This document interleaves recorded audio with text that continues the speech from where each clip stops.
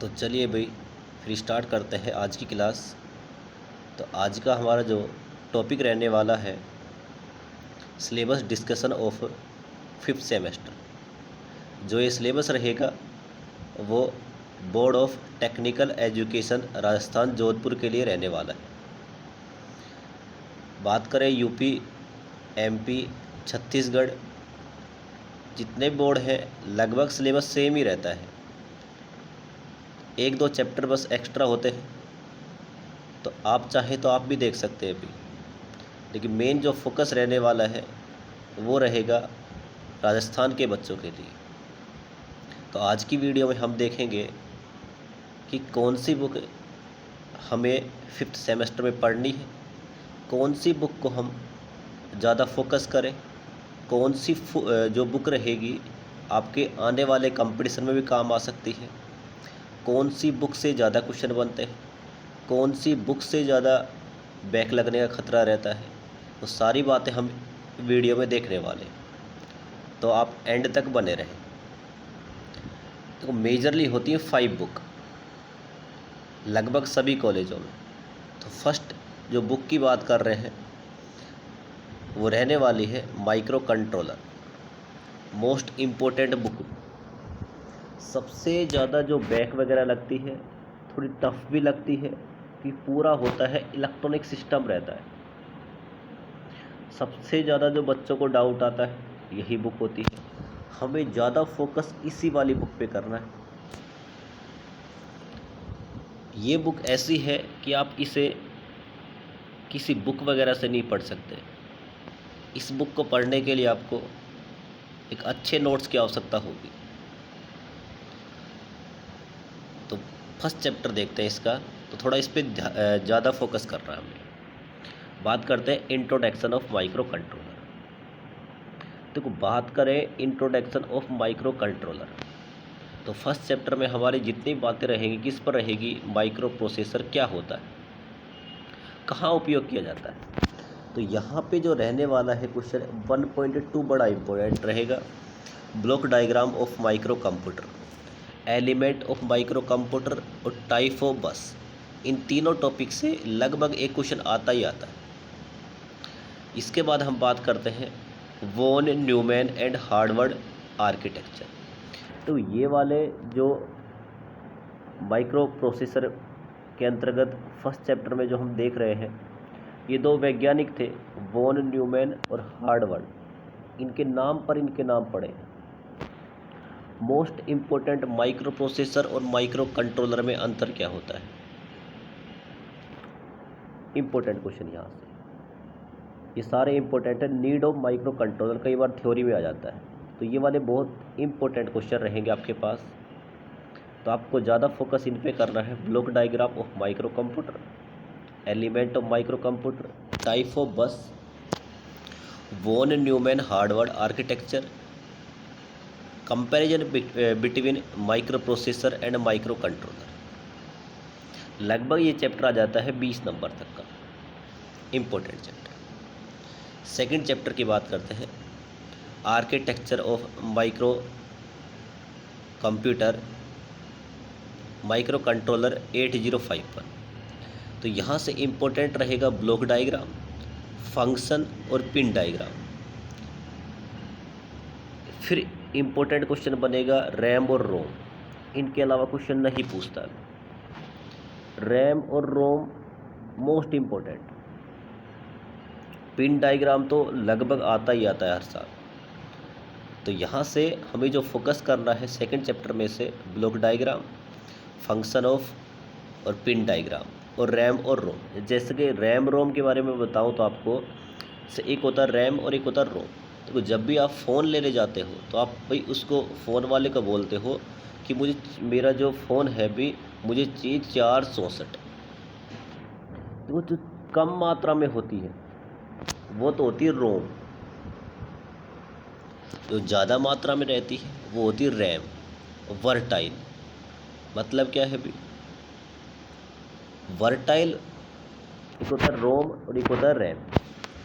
कम मात्रा में रहेगा रैम, ज़्यादा मात्रा में कम मात्रा में रोम और ज़्यादा मात्रा में रैम रहने वाला है। देखो जैसे आपके फ़ोन वगैरह में आपकी फ़ोटोज़ वगैरह होती है, या आप सेल्फ़ी वगैरह लेते हो, वो जो डेटा स्टोर होता है वो रहता है रैम में। आप उन फ़ोटो वगैरह को आसानी से डिलीट कर सकते हो। लेकिन मैं अगर बात करूँ भाई, जैसे आपका फ़ोन ऑन होता है, तो जैसे मान लो इन्फिनिक्स का फ़ोन है, एप्पल का फ़ोन है, तो स्टार्टिंग में लोगो आता है नहीं आता इन्फिनिक्स का?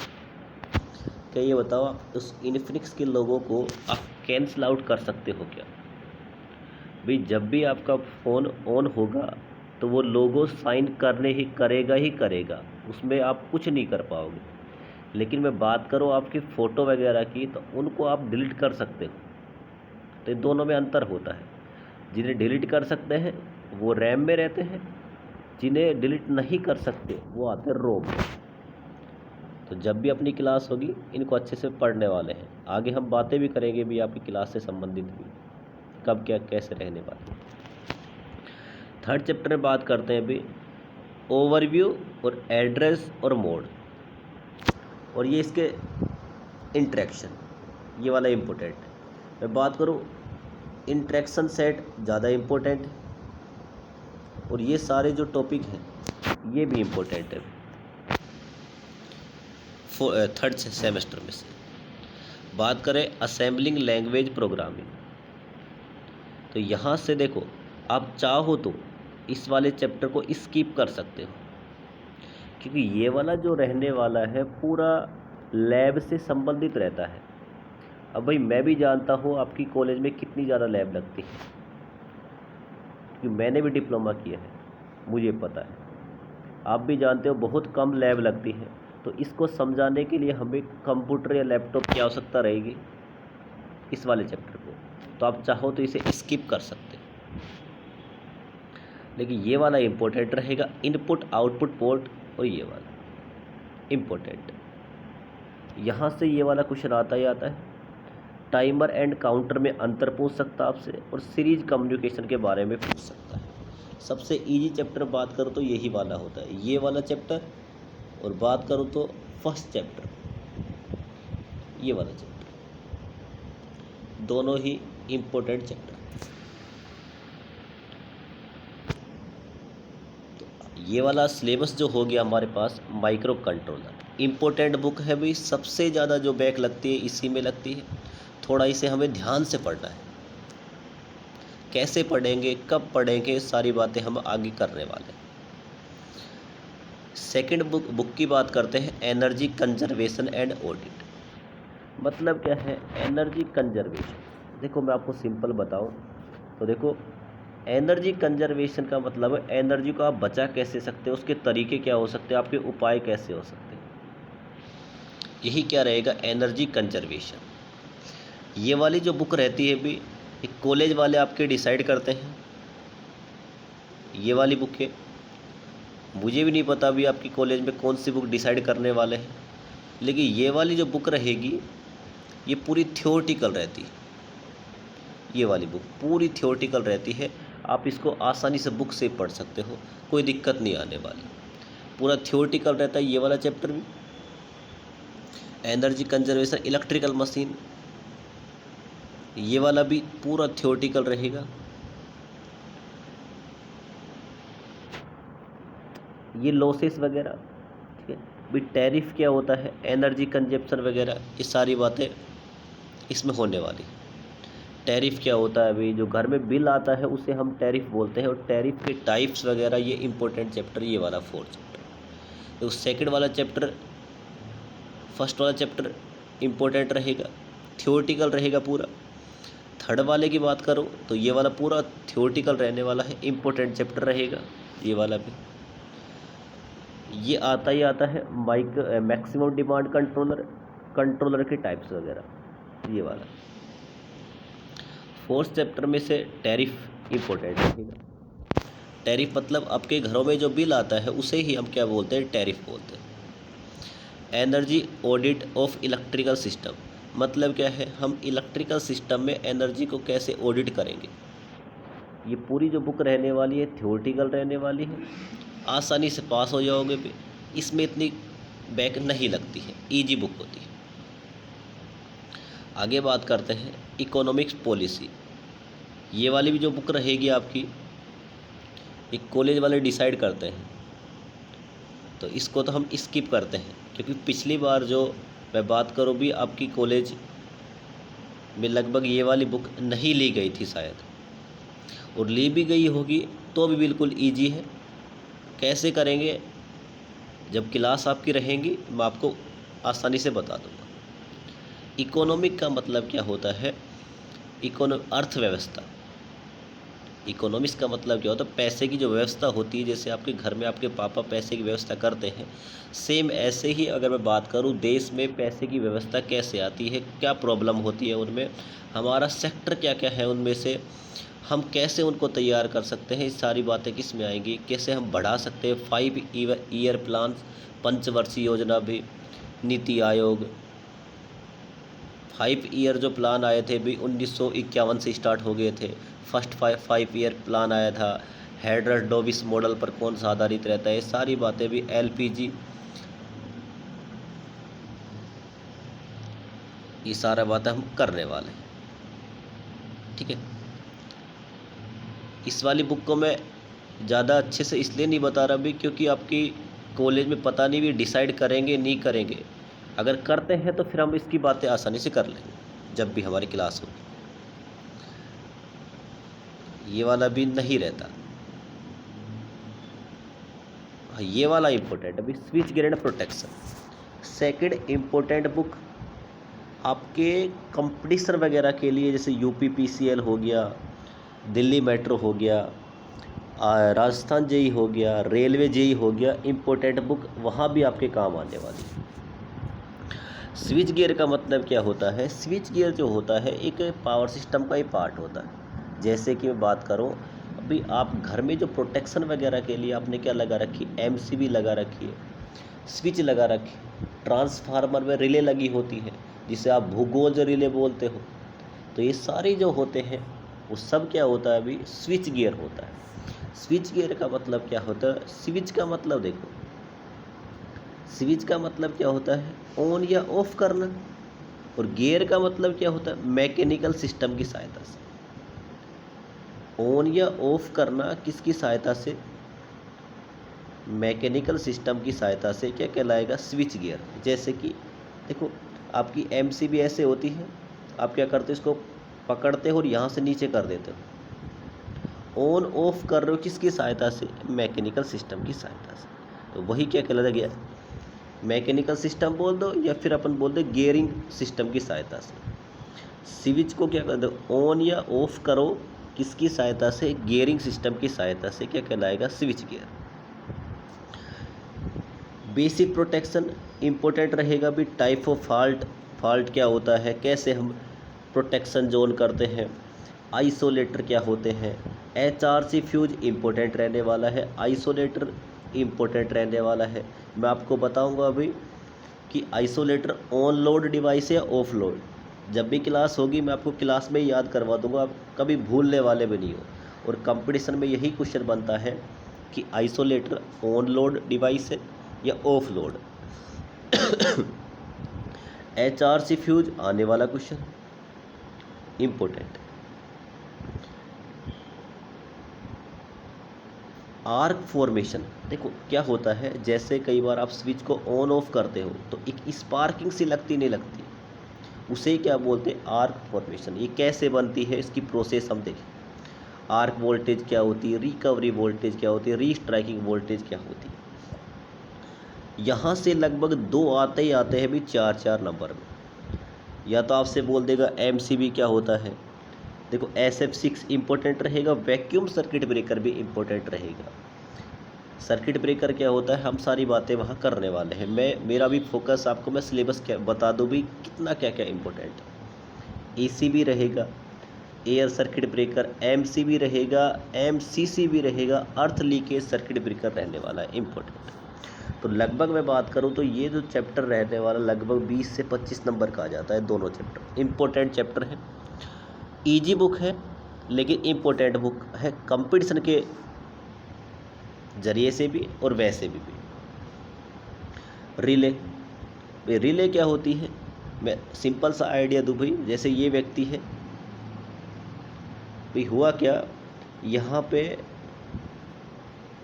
कोई गर्म वस्तु रखी थी, गलती से इसका हाथ टच हो गया।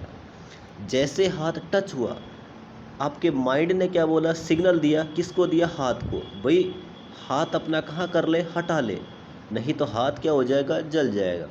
तो हाथ तुरंत कहाँ चला जाता है, ऊपर चला जाता है। सेंस किसने किया है, माइंड ने किया है। ऑपरेट कौन होगा, भाई आपका हाथ हो रहा है। सेम ऐसे होते रिले। तो रिले जैसे मान लो कोई फॉल्ट आया, तो ये कमांड देती है किसी सर्किट ब्रेकर से, और सर्किट ब्रेकर को बोलेगी भी तू अपना काम क्या कर दे, स्टार्ट कर दे, नहीं तो सारा सिस्टम क्या हो जाएगा, जल जाएगा। तो इसे ही क्या बोलते हैं, रिले। तो इसके बारे में हम प्रॉपर्टी देखेंगे, इसकी क्वांटिटी, सिलेक्टिविटी क्या होती है, स्पीड क्या होनी चाहिए, सेंसिटिविटी क्या होनी चाहिए, रिलायबिलिटी क्या होनी चाहिए, सिंप्लिसिटी क्या होनी चाहिए। इसके बाद अगर हम बात करें तो इसके बारे में ये सारी बातें देखेंगे। PSM, TSM. पीएसएम से भी आपके कंपटीशन में क्वेश्चन आता है, आपके भी आ सकता है। ये वाली इम्पोर्टेंट है। ओवर करंट इम्पोर्टेंट है। माइक्रो प्रोसेसर इम्पोर्टेंट रहेगी। Operation of current end voltage direction relay, ये वाली इम्पोर्टेंट रहने वाली था। बात करते हैं फोर्थ चैप्टर की, तो ये दोनों ही इम्पोर्टेंट रहती है भी। इन दोनों में से एक क्वेश्चन ज़रूर आता है। मैं बात करूँ थर्ड और फोर्थ चैप्टर मिला के लगभग बनता है 10 से 15 नंबर का। इसके बाद अगर मैं बात करूँ लास्ट वाले चैप्टर की, तो फॉल्ट क्या होता है, short circuit fault protection, over voltage protection. मतलब इस वाले में हम जो बात करेंगे ओनली प्रोटेक्शन की ही बात करेंगे। मान लो गलती से फॉल्ट आ गया, तो उसको प्रोटेक्शन कैसे करेंगे। लगभग आपका जो सेकंड, थर्ड और फोर्थ चैप्टर है, इनमें से लगभग मैं बोलूँ 30 से 35 नंबर का आ जाता है। बचे जो भी आपके 30 से 35 नंबर फर्स्ट और सेकंड चैप्टर से इम्पोर्टेंट रहने वाला है। तो मैंने भाई इस वाली बुक के बारे में आपको बता दिया। इम्पोर्टेंट बुक है कंपटीशन के लिए भी और वैसे आपके लिए भी। ये नहीं रहने वाली इलेक्ट्रिकल ट्रैक्शन, ये वाली बुक भी आपकी इम्पोर्टेंट रहने वाली है, इलेक्ट्रिकल ट्रैक्शन। तो देखो इलेक्ट्रिकल ट्रैक्शन का मतलब क्या होता है, आपने ट्रेनें वगैरह देखी होंगी भी। ट्रेन पे ऐसे वायर चलता रहता है, ऊपर से वायर चलता रहता है और ट्रेन आगे बढ़ती रहती है। तो ये करंट ये ऑपरेट कैसे होती है भाई, पटरियाँ, भाई इसमें एक ही वायर होता है, दो वायर नहीं होते। भाई एक वायर में से बन जाएगा फेज, तो न्यूट्रल कहाँ से मिला, करंट आ तो रही है लेकिन जा कहाँ रही है। पटरियों का किसका बनाए जाते हैं, बात करें भी जो आपका रेलवे या ट्रैक्शन सिस्टम होता है, 3 टाइप में बटा होता है। मेन सर्विस लाइन, सब अर्बन, अर्बन, शहरी। जैसे वो आपने देखा होगा जेठालाल वगैरह, गुजरात वगैरह में, मुंबई में क्या होता है, ऐसे बसें होती हैं जो वायर से बंधी हुई चलती हैं, तो उन्हें बोलते हैं ट्रॉली बस। तो उनमें करंट कैसे होती है, कैसे वो कार्य करती है। इलेक्ट्रिकल ट्रैक्शन में मोटर कौन सी उपयोग करते हैं, सप्लाई कौन सी आती है, एसी आती है, डीसी आती है, तो सारी बातें किस में होगी, ट्रैक्शन सिस्टम। तो ट्रैक्शन सिस्टम में ये वाला इम्पोर्टेंट है, फिर दोनों क्वेश्चन इम्पोर्टेंट। ज़्यादा इम्पोर्टेंट बात करूँ तो एडवांटेज और डिसएडवांटेज इलेक्ट्रिकल ड्राइव, डीजल और बैटरी। मतलब क्या है भाई, डीजल में क्या फ़ायदा और नुकसान था, इलेक्ट्रिकल ड्राइव में क्या फ़ायदा और क्या नुकसान था, बैटरी ड्राइव में क्या फ़ायदा और क्या नुकसान था। ड्राइव का मतलब क्या है, आपने बैटरी का उपयोग कर लिया। इलेक्ट्रिकल ड्राइव का मतलब क्या है, आपने इलेक्ट्रिसिटी का उपयोग कर लिया। इलेक्ट्रिकल डीजल का उपयोग, देखो डीजल वाली पहले चला करती थी, अब तो बहुत कम चलती, तो डीजल वाली धीरे धीरे क्या हो रही, बंद हो रही। क्यों बंद हो रही है, इसके एडवांटेज क्या रहेंगे, डिसएडवांटेज क्या रहेंगे, फर्स्ट चैप्टर। तो इतना कोई इम्पोर्टेंट नहीं है भाई, 10 नंबर का आप 5 या 10 नंबर मान सकते हो बस। लास्ट पावर सप्लाई अरेंजमेंट, भाई आपके ट्रैक्शन सिस्टम में पावर सप्लाई कहाँ से आती है, लेआउट कैसा होता है, फीडिंग पोस्ट क्या होती है, तो ये वाला इम्पोर्टेंट चैप्टर रहेगा 10 से 15 नंबर का सेकेंड चैप्टर। बात करें थर्ड चैप्टर की, तो थर्ड चैप्टर में different type of overhead equipment, मतलब क्या है ओवरहेड इक्विपमेंट का मतलब क्या है, जैसे ट्रेन है आपकी, भाई ऊपर क्या लगे, वायर लगे होंगे, इंसुलेटर लगे होंगे, आपका भी वहाँ से करंट को कलेक्ट करने के लिए ऐसा कलेक्टर लगा होगा, ऐसा भी चलता रहता है जो करंट को इकट्ठा करता है, तो सारे उनकी बात करें। कॉन्टैक्ट वायर रहता है, कैटनरी वायर रहता है, जैसे कि आपका जो वायर रहेगा, ये वायर मेन जो वायर होता है जिसमें सप्लाई जाती है, जैसे मान लो इसमें क्या जा रही है, सप्लाई जा रही है, तो ये ऊपर से बंधा होता है पहले से, भाई इस वाले में सप्लाई जाती है, लेकिन इस वाले में किसी प्रकार की सप्लाई नहीं आती, इन्हें ड्रॉपलेट बोलते हैं, ड्रॉप ग्रू बोलते भी, क्या बोलते हैं इन्हें, ग्रू बोलते हैं। तो ये वाला हो आपका रहता है कैटनरी वायर जो रोक के रखता है, इसे बोलते हैं कॉन्टैक्ट वायर। यहाँ से आपकी जो ट्रेन के ऊपर का हिस्सा है जिससे आप बोलते हो कलेक्टर, वो ऐसे चलता रहता है और ये आपकी ट्रेन हो गई, तो आपका ये कलेक्टर जो रहेगा इसे टच होता हुआ चलता रहेगा। ट्रेन के वायर को आपने देखा होगा, स्पार्किंग होती रहती है, तो सारी उन्हें क्या बोलते हैं, कलेक्टर।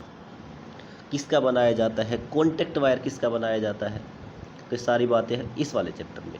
तो यहाँ से जो इम्पोर्टेंट रहने वाला है ट्रॉली कलेक्टर, बो कलेक्टर, पेंटोग्राफ कलेक्टर, ये वाला टॉपिक और ये वाला इम्पोर्टेंट, लगभग 15 नंबर की बात करो तो। फिर बात करते हैं इलेक्ट्रिकल लोकोमोटिव, तो ब्लॉक डायग्राम इम्पोर्टेंट रहने वाला है, पावर सर्किट इम्पोर्टेंट रहने वाला है, इक्विपमेंट क्या क्या की आवश्यकता होगी, भाई क्या लगाएंगे, ट्रांसफार्मर होगा, सर्किट ब्रेकर होगा, आपका चोक हो गया, ये सारी बातें उसमें कर रहे वाले। Traction motor and train lighting, traction में हम कौन कौन से मोटर का उपयोग करते हैं, भाई मैं आपको सिंपल बताऊं, थर्ड सेमेस्टर में आपने पढ़ा होगा डीसी सीरीज मोटर, तो यहाँ वहाँ पे इसकी इम्पोर्टेंट रहेगी, तो डीसी सीरीज मोटर आपको पढ़ी हुई होनी चाहिए अच्छे से। मैं आपको बताने वाला हूँ क्यों करते हैं इसका उपयोग। बात करते हैं इसके बाद ब्रेकिंग, भाई रोकना भी तो है, हम भी इसको रोकते नहीं रोकते, ट्रेन को रोकना है तो उसे बोलते हैं ब्रेकिंग। देखो तीन प्रकार की होती है, एक होती है इलेक्ट्रिकल ब्रेकिंग, एक होती है रीजनरेटिव ब्रेकिंग। एक ऐसी ब्रेकिंग होती है, आप जब ब्रेक लगाओगे, देखो जैसे मैं सिंपल एग्जाम्पल दे रहा हूँ आपको, जैसे आपने एक सेकंड रुक जाओ, अच्छे समझाता हूँ इसको। जैसे एक ऐसी प्रकार की ब्रेकिंग होती है, जैसे ये आपने बना लिया भी, आपका उड़न दस्ता बना लिया, बनेगा कैसे, एक सेकंड, जैसे आपने ये अपना उड़न दस्ता बना लिया, ठीक है, उड़न दस्ता मतलब बाइक बना ली। देखो मेरे को साइकिल बनानी आती है, बस इसलिए मैं साइकिल ही बनाता हूँ, ठीक है, तो समझते हैं इसको। एक ऐसी ब्रेकिंग होती है देखो जैसे आप ब्रेक लगाओगे, ये ऐसे ब्रेक लगे होते हैं यहाँ पे, जैसे आप ब्रेक लगाओगे आपकी बैटरी क्या हो जाएगी, चार्ज हो जाएगी। आप तो सोचो, बोलोगे सर ये तो मज़ेदार है, फिर तो हम चलेंगे, जब ब्रेक लगाते लगाते चलेंगे, धीरे धीरे चलते रहेंगे, हमारी बैटरी भी क्या हो जाएगी, चार्ज। तो देखेंगे भैया कौन सी ब्रेकिंग होती है। सिग्नल लाइटिंग आपने देखा होगा, अभी सिग्नल लाइटिंग की बात करूं, अभी तो ये रहा भाई सिंगल बैटरी, हाँ सप्लाई कैसे दी जाती है, ट्रेन लाइटिंग में सप्लाई कहाँ से दी जाती है, तो ये वाला इम्पोर्टेंट रहेगा। तो यहाँ पे फर्स्ट चैप्टर और सेकंड चैप्टर जो टॉपिक रहेगा इम्पोर्टेंट रहेगा, ब्रेकिंग इम्पोर्टेंट रहेगा, टाइप ऑफ सिग्नल इम्पोर्टेंट रहने वाला है, ट्रैक सर्किट, देखो लाल बत्ती होती है, हरी बत्ती होती है, वो सारे signal, advantage of remote control, requirement of signal, आपको सिग्नल की आवश्यकता ही क्यों पड़ी, तो ये वाला ये चैप्टर में रहेगा। लगभग आ जाता है ये 20 से 25 नंबर, भी 1-2 नंबर ऊपर नीचे रह सकता है, लेकिन इम्पोर्टेंट चैप्टर ये वाला रहेगा। ईजी रहेगा क्योंकि आपने डीसी सीरीज मशीन पढ़ रखी है, अगर वो आपने अच्छे से पढ़ रखी है तो ये वाला आपके लिए बिल्कुल ईजी रहने वाला है। तो लगभग मैंने आपका सिलेबस बता दिया। अब देखो इंडस्ट्रियल ड्राइव, तो ये वाली बुक आपके में रहती है नहीं रहती है? अगर रहेगी तो हम इसका सिलेबस डिस्कशन वैसे कर लेंगे, लेकिन मैं अगर बात करूँ तो ये तो आपने वैसे पढ़ रखा है अभी पूरा। देखो टॉर्क इन मोटर पढ़ रखा आपने, starting and braking of DC motor, तो पूरा जो रहेगा डीसी के बारे में है पूरा। DC motor, shunt series compound, universal motor अभी पढ़ा है, अभी 4th सेमेस्टर में आपने। परमानेंट मैग्नेट मोटर, ये सारी मोटर आपने पढ़ रखी है बस इनमें से। इसके बाद देखो ये वाला आपने पढ़ा है, अभी पूरी मोटर आपने पढ़ ली, ये वाला पूरा पढ़ा है आपने अच्छे से। सीरीज मोटर, ये आपकी सिंगल फेज इंडक्शन मोटर मैंने अभी पढ़ाया था 4th सेमेस्टर में आपको। अगर ये वाली आपकी बुक अगर मिल जाती है आपको तो भी आपको तो फ़ायदा है, मज़े आपके, है ना।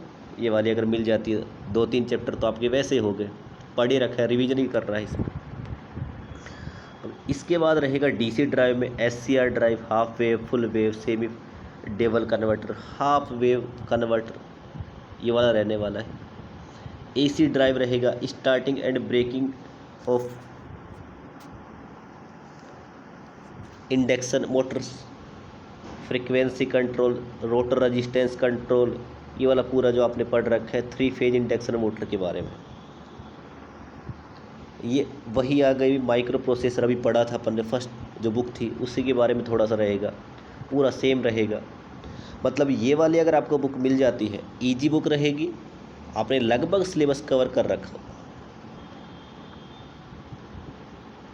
ये आपके भाई प्रैक्टिकल वगैरह आ गए, तो इसके बाद तो रहने वाला नहीं। देखो मेन जो इम्पोर्टेंट बुक रहने वाली है मैं आपको बता देता हूँ कि पहली रहेगी माइक्रो कंट्रोलर, सेकंड रहेगी स्विच एंड गियर, और थर्ड रहेगी ट्रैक्शन। ये जो तीनों बुक रहने वाली है ये आपकी कंपटीशन के लिए भी इम्पोर्टेंट रहेगी, डिप्लोमा के अंदर भी इम्पोर्टेंट रहेगी, और सबसे ज़्यादा जो बैक लगती है फर्स्ट और सेकंड में, माइक्रो कंट्रोलर और स्विच गियर एंड प्रोटेक्शन। आप अपने सीनियर से पूछ सकते हो, थोड़ी टफ भी रहती है ये वाली, तो मैंने लगभग आपको सिलेबस डिस्कशन आपको मैंने करवा दिया। फिर भी अगर किसी का डाउट रह जाए, भी कोई चीज़ समझ में नहीं आ रही सर सिलेबस कैसे है ये, आपको अगर ये सिलेबस चाहिए तो आप मेरे पास मैसेज कर देना, कमेंट बॉक्स में कमेंट कर देना। अगर आपको इनकी वीडियो देखनी है तो मैंने प्लेलिस्ट बना रखी है, मैंने इनकी एक मैराथन क्लास ले रखी है, माइक्रो कंट्रोलर, माइक्रो प्रोसेसर की, स्विच गियर एंड प्रोटेक्शन की और ट्रैक्शन की। चाहो तो आप देख लेना उसको भी, लेकिन मैं इतना कह रहा हूँ आपको अभी समझ में नहीं आने वाली। क्यों? उसको पढ़ने के लिए हमें 1 साल देना पड़ा, 6 महीने देने पड़ेंगे। वो मैराथन क्लास थी जो मैंने एग्ज़ाम के टाइम करवाई थी। तो आप सभी का ये क्वेश्चन रहेगा कि सर हम पढ़ें कैसे, कहाँ से पढ़ें, कैसे करें। तो अगर आप चाहते हो भी कि आपके इन सब्जेक्ट की प्रॉपर क्लास लगाई जाए तो एक बार कमेंट बॉक्स में कमेंट ज़रूर कर देना। अगर आपने भी सपोर्ट किया, आपको अगर ऐसा लगे कि हमें अब की बार अच्छे नंबर लेके आने हैं, तो मैं प्लानिंग करता हूँ कि क्लास आपकी कैसे कैसे रहने वाली है, और अब की बार जो प्लानिंग रहेगी आपकी वो थोड़ी अच्छे तरीके से रहेगी।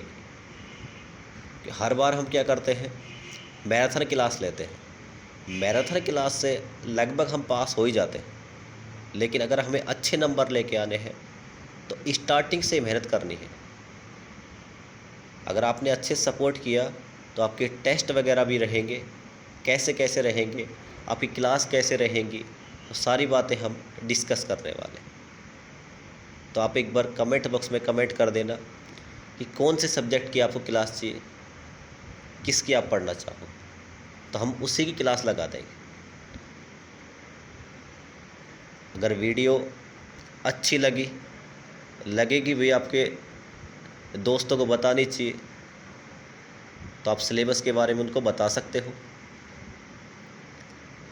इस वाली वीडियो में हम इतना ही करते हैं। आप सभी को थैंक यू भी। आपके नए सेशन के लिए आप सभी को शुभकामनाएं। अच्छे से मेहनत करना, मिल के मेहनत करना। आपकी मेहनत रहेगी, थोड़ी बहुत मेरी मेहनत रहेगी, ज़्यादा मेहनत आपकी रहने वाली है। आपको ही याद करना है, आपको ही एग्ज़ाम दे के आना है। मिल के मेहनत करेंगे, अच्छे नंबर लेके आएंगे। तो आप सभी को थैंक यू।